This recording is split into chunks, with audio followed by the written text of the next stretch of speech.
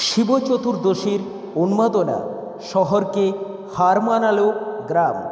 দক্ষিণ ২৪ পরগনা জেলার ছোট বনশ্যামনগর আমরা কজনের পরিচালনায় শিব চতুর্দশী উপলক্ষে প্রায় ৬,০০০ মহিলা পুরুষের নদীর ঘাটে জল ভরতে যাওয়া নাচের উন্মাদনা শহরের বিভিন্ন শোভাযাত্রাকে হার মানাবে আজ শিব চতুর্দশী।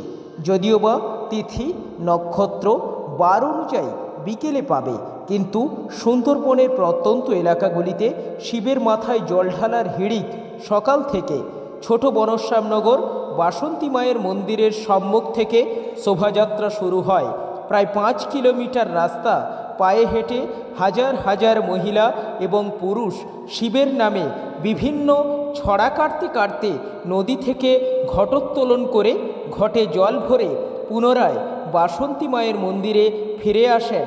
পরে সেই জল শিবের মস্তকে তারা ঢালেন। সপ্তাহব্যাপী এই অনুষ্ঠান এখানে চলবে।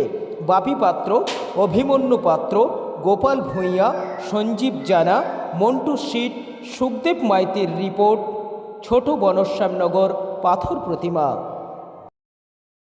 আমরা স্বভাবত আমাদের গ্রামবাসী এবং শুভবুদ্ধি সম্পন্ন মানুষজনের প্রচেষ্টা এবং আমরা যে কয়েকজন এই অনুষ্ঠানটা করছি তাদের আর্থিক সহযোগিতা আমরা এই প্রয়াসটা চালিয়ে যাচ্ছি এবং আমরা বিভিন্ন দিকপাল থেকে এই প্রচেষ্টা আমরা আজকে দীর্ঘ ৪ বছর আমরা কয়েকজন পরিচালনার কমিটি বৃন্দরা আমরা এই শুভ সূচনা করেছি এবং অনেক অনেক মহিলা যিনারা রয়েছেন এই দিনটার জন্য অপেক্ষা করে রাখেন, যে অপেক্ষায় থাকেন যে আমরা এই দিনটা কবে আসবে, বাবার মাথায় জল ঢালবো, এই দিনটার জন্য অপেক্ষা করেন এবং সেটা আমরা কতটা সহযোগিতা করতে পারছি সেটা আমরা অনেকেই এখান থেকে বোঝা যায় যে মানুষের ঢল এখানেই নেমে আসে এবং অনেক ব্রতী এই পদযাত্রায় সামিল হন এবং সেখানে আমরা প্রায় ২০ কিলোমিটার রাস্তা মানে আপ ডাউন মিলে ২০ কিলোমিটার রাস্তা আমরা পদযাত্রা করে বাবার মাথায় জল ঢালার জন্য